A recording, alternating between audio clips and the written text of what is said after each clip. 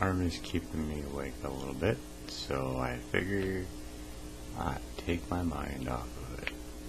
Why, stretch it? Yeah. Anyways, it's about 2:46 a.m. Ooh, fun. Yes. Anyways, I have the idea for the free food forest. Any of you Daddy Warbucks out there, come on. You know you want a legacy. Oh, come on. You know you got 50 million. Come on. There's a whole list, 500 billion of you. You could go out there and make a free food forest in every state and be like a hero. A superfood hero. But it's more than just food. It's the building blocks of life. I gotta readjust my camera because I'm like trying to look at my eyeballs and I'm like, that ain't working. See, I made you laugh. So if you like. And not pressuring you at all. Leave a tip. Because I'm gonna have some tips for you. Now they're gonna seem kind of wild. I'm like looking at my eyes. That's gonna look really weird on camera. Okay, let's see if I gotta go this way. Well, anyways, I got good stuff for you until I get my eyes adjusted right. Because this looks really creepy. But you can call bullshit on me if you like. Now, my name is Brian Joseph Schaar, so my abbreviation is BS. But I BS you not. So, let's get the ground floor set so me and you have a understanding. Trying to think of the guy's name. And I have him too. We will get to him. Max. See, I always think of Mac playing Institute. It's early in the morning. Give me a break. Coffee's just kicking in. Alright, it's the brain. I'm Brian. Anyways, this is a really, really interesting book.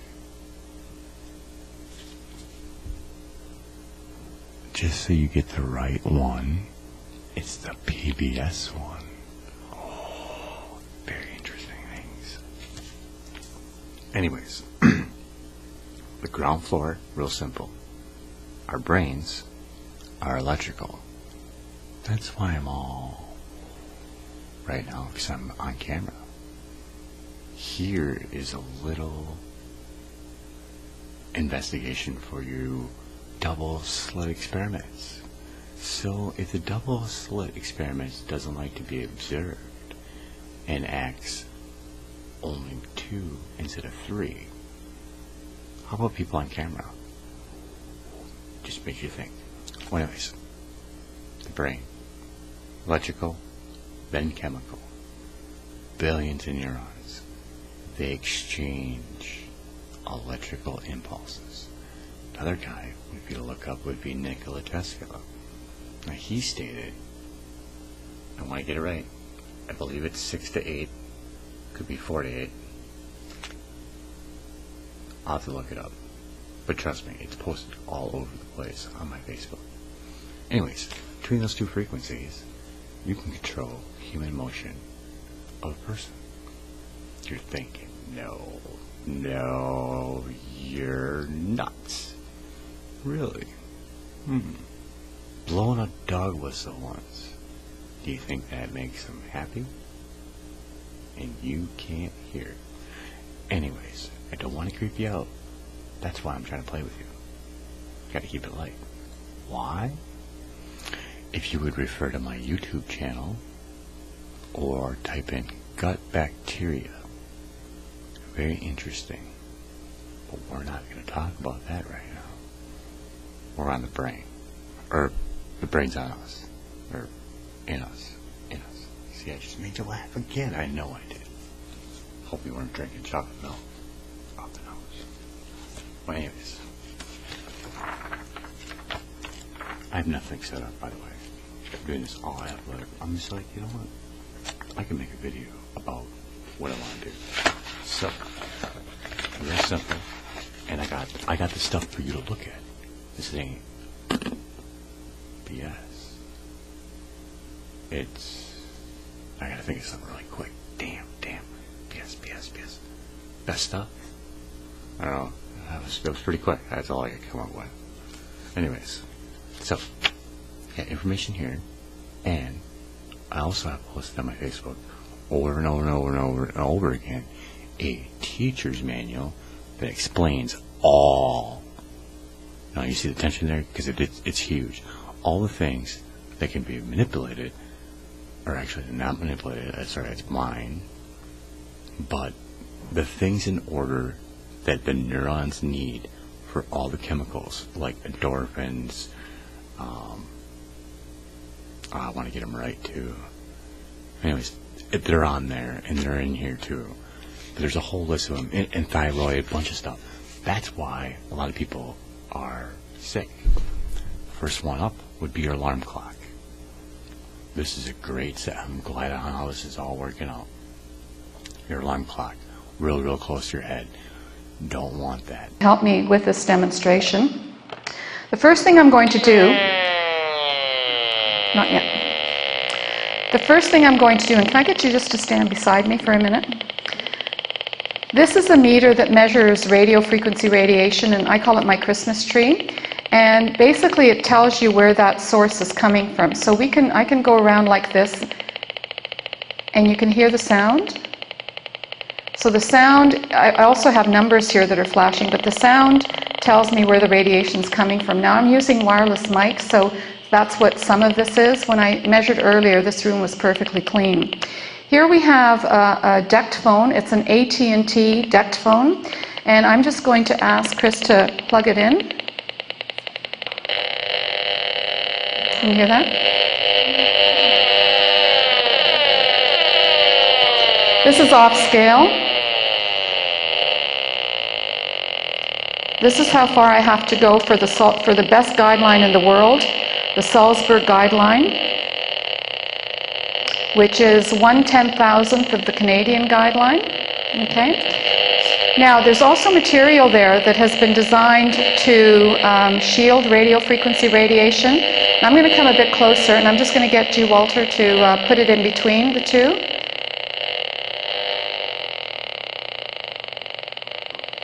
Do you hear it go down? Move it away. Okay. This material, thank you very much. This material has silver lining in it, and people are buying it and putting it around their beds to shield themselves from radiation that's coming from outside. Can you imagine sleeping next to one of these and having your head irradiated all night? No wonder people can't sleep. People who are electrically sensitive tell me that they have a variety of symptoms, and one of the symptoms is arrhythmia. They say that they have this irregular heartbeat or a fluttering, and they're really worried that they're going to have a heart attack. And so we decided that we test their reaction. And so I've gone to a number of different communities, from Colorado to California, New Mexico, Arizona, New York, California, Ontario, and we've actually had volunteers come in for testing. So we use this cordless phone, and this is the frequency that we had. It's a 2.4 gigahertz phone. Canada's Safety Code 6 guideline says that we can be exposed to 1,000 units. The units happen to be microwatts per centimeter squared for for a 6-minute period. And we used, the exposure was 3, so we're well below the Safety Code 6 guideline, and we exposed people for a 3-minute period. So theoretically, we weren't harming them at all. We put on a chest monitor, so we basically measured their heart rate. It's called a heart rate variability monitor. And we had them lie down on a bed. We took the DECT phone, put it about 2 feet away. We plugged it into a live outlet, and you had this radiation coming from it. We then plugged it into a dead outlet, and the radiation went away. So we were always plugging it in. The plugging it into a dead outlet is our placebo study, so it's our reference, what we compare things to.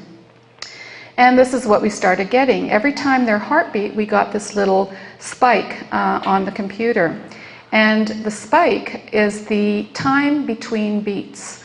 So anything that is longer, a taller spike means a slower heart rate, and a shorter spike means a faster heart rate.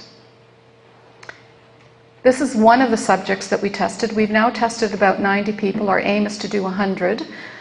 We tested this one subject, and here we have continuous monitoring during stage 1, stage 2, and stage 3. Each of these stages are 197 beats of the heart, so it's always standardized on the person rather than on time. And this is when we expose them to the cordless phone. And what we're trying to do is look at patterns with and without exposure. The beats per minute during this period, and this is roughly a 3-minute period, 58 beats per minute, 56, and 58. So you might say that, this dropped 2 beats per minute. My guess is that that's just normal variation, and we couldn't see anything really dramatic here either as well. This is another person that we exposed. Okay, can you guess when they were exposed to the cordless phone? That's when they were exposed to a cordless phone. What happened to their heart rate? It went from 68 beats a minute to 122 instantly. At this little red spot here, that's when we turned the phone on, and within a matter of a few beats, they started going into something called tachycardia, which is rapid heart rate. As soon as we unplugged it, they went back to normal. We plugged it back in again, they went into tachycardia. This, I think, we're hoping to have a paper coming out on this by this fall. This, I think, is absolutely definitive proof that it's not in your head. This is a great set. I'm glad on how this is all working out. Your alarm clock, real close to your head. Don't want that. Why? This electric clock radio is giving off over 100 milligauss as soon as it's plugged into the wall. EMF meter to measure electromagnetic fields from 15 appliances in your home.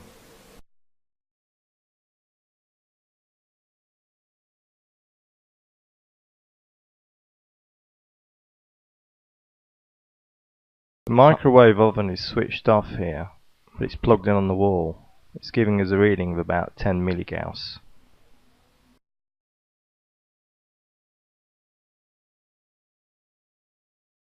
Here I'm holding the tape measure to show that I'm 60 centimeters away from the microwave oven. You can see what happens when we switch the microwave oven on. The reading goes way past 100 milligauss. Microwave ovens like this one also give off dangerous levels of radio frequency radiation, just like your cell phone, which the tri-field meter can also measure.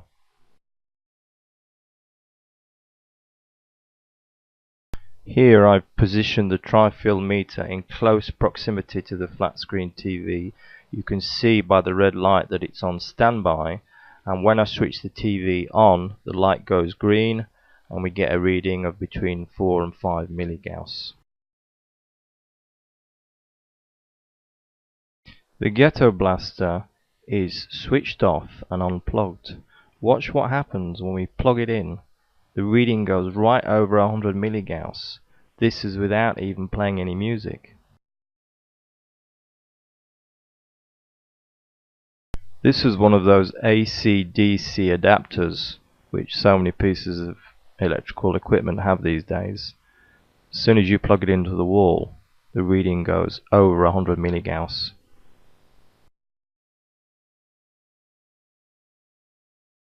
This is one of those cordless phones which you can find in most homes now. All I'm doing here is plugging it into the electric, and as you can see I'm getting a reading of over 25 milligauss. The worst part of radiation with these phones is not actually the magnetic radiation, it's the microwave radiation, which I do show you in another video. This is a Nintendo Wii, which I plug into the wall, and as you can see we get a reading of between 6 and 7 milligauss.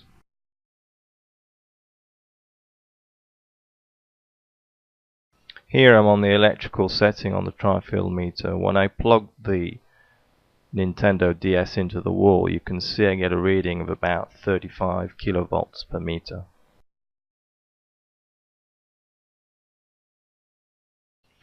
The Sony PlayStation, as you can see when we plug it into the walls, giving us a reading of between 3 and 6 milligauss.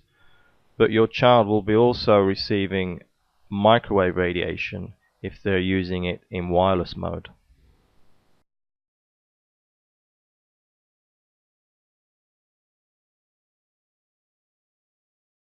Here the tri-film meter is measuring the magnetic radiation from a laptop computer. We're getting a reading of about 35 milligauss. If you're using it with a Wi-Fi router, then you can add into the mix the microwave radiation also. Here the tri-field is showing us the electrical radiation from a conventional light bulb. As you can see, it's well over 10 kilovolts per meter.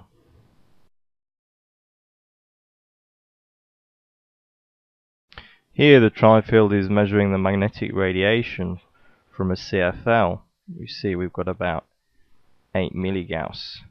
But added to this is microwave radiation, just like a cell phone, which an ordinary light bulb does not give off.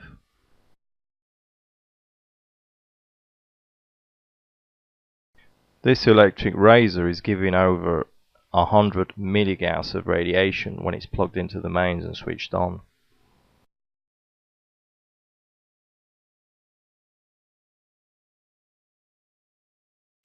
This electric oven is giving off about 7 milligauss when it's switched off and 50 when it's switched on.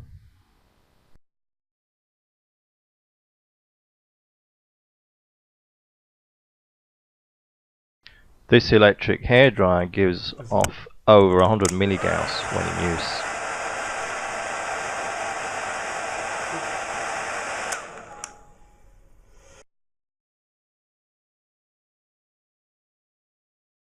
This electric clock radio is giving off over 100 milligauss as soon as it's plugged into the wall.